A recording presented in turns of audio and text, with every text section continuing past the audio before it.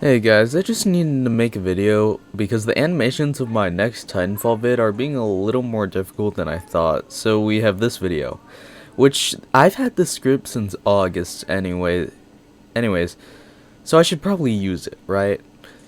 Also, I have to say that the power is based off of however you say this name. I put it in the script, I just have no idea how to say it, video.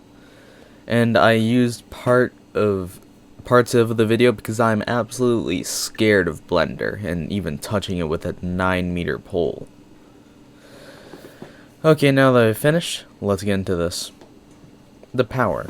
The power would be called Phantomized Agony, and it would be so that he could go into a stealth mode similar to Onryo, like that he can't attack and he can't be seen from a distance. But it is different by having the ability to sneak up on survivors and activate the ability Jump Scare, where you make a moderate amount of noise. Why I use moderate, I don't know. I'm nerdy like that. I'm so quirky. Anyways, and everyone in a 10-meter radius gets one piece of news. And if a survivor gets 4 pieces of news, they are moriable. Oh, I also forgot to say that there would be 2 animatronics on the map that do different things, and when you mori a survivor by Phantomized Agony, another animatronic will spawn on the map. And this can be done up to 3 times to spawn a total of 5 animatronics. I think that would be a start with 2 base animatronics being Chica and Bonnie, then Freddy at 1 mori, Foxy at 2 moris, and lastly Golden Freddy at 3 moris. But this wouldn't be normal zombies like Nemesis. They would have different things that they would do, and, you know, these are what I would like them to be. Chica can't attack the survivors, but she can do aura reading, and it would be like anyone in the 10-meter radius would have their auras shown to the killer, and it lasts for 2 seconds when outside of the radius. But she has a slow walking speed, like slower than Deathslinger and stuff, like really slow, so that you can see her coming and get out of the way. Oh, and just in case you need to know, she can't move when a survivor is in her radius, and for 3 seconds after, just for balancing reasons. Bonnie can attack, but if you're injured, Bonnie's state just applies the deep wound status effect. Bonnie is lured in to the closest door, drop pallet, generator, / or exit gate, and when it is there, it will destroy / regress the said items. Bonnie has a speed similar to Deathslinger and Huntress. Freddy can attack and down survivors and is basically a Nemesis zombie, but with one difference. It has a small terror radius that has all of the effects of any terror radius affecting perk. You know, like, because I feel like terror radius affecting perks aren't really used enough in the game, and I would like it to be used a little bit better. Foxy can use aura rating perks or Chica locating to speedily locate a survivor and attack them to make them injured, have deep wounds, or make you drop your item if you are holding one. So basically it's just a better versions of Franklin's. Why I wanted it to be like this? Please don't ask. I'm scared of past me and its writing and its balancing. It's just horrible. I mean, actually, it wouldn't be that bad, but, like, I'm scared of how powerful this would be. And then lastly, we have Golden Freddy. Golden Freddy can't attack survivors and can't move besides teleporting. As soon as Golden Freddy is spawned, generators / exit gates take 2% longer to finish. If no one is on the gen or exit gate, it will start regressing at 25% the normal regressing rate. Like, it will do an extra 25%. I should have written that better.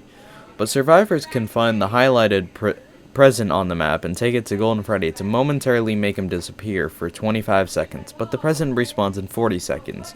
So you can see that Golden Freddy for sure has some use, with a total of like 15 seconds. It's not bad, but it's not, like, it's good, but it's not overpowered, I think.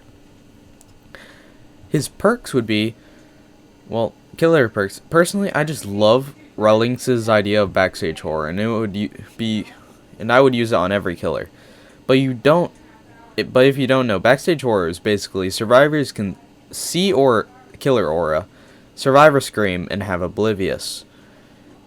Killer sees survival aura to simplify it further, it is Uno reverse.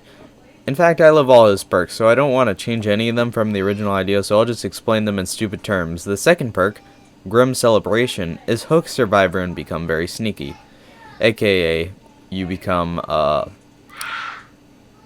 forgot the word, I'm brain dead. And lastly, Cruel Munitions is hook survivor and tell Papa Entity to block the generator so that you can kill the survivors. It just blocks a generator when someone hooks, which is very similar to Dead Man Switch, which, I mean, that probably could be changed slightly for something else for use. And then Survivor perks. So the original idea is Michael Afton, but I think it would be much cooler to have another Survivor too. That is Henry, aka Afton's business partner. I think Henry would be cool too because of the history of him, and it's the perfect time to get him in the ending of FNAF 6 right before he dies. And because he died, he thinks that everyone else survived and he failed, giving him motivation to keep trying. Just a little bit of lore reasons. And Survivor perks. So, since I added a new survivor to the concept, I need to make new perks. So I'm going to explain my new perks and however you say it, perks too. But let's start with his.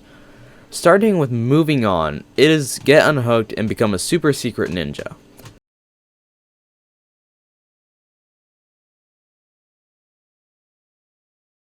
Secondly is hollowed sensation. It is to be hurt and turn into a speedy boy. And lastly, of Michael's perk, Witness to Truth, is to let friends be hit by special attack and see Spoopy Boy. Oh, and you gain a token that can be used to show the killer's aura to everyone when you're down, but that doesn't matter as much. I mean, it could be useful, but you're not on the ground that often, so. And the new perks for Henry R. I have is Watchful Eye. After all of the ignorance to murder, you are careful to keep an eye out for bad signs. If the killer hits another survivor in a 24/28/32 meter radius of you, you can see the killer for 3, 4, 5 seconds. Charlie's gift. After releasing your daughter's soul, she gives you one last gift. For every 12 seconds you are in chase, gain 1 token to a maximum of 2, 3, 4 tokens. You gain a haste status effect of 3%. Every 3 seconds you walk, you lose 1 token.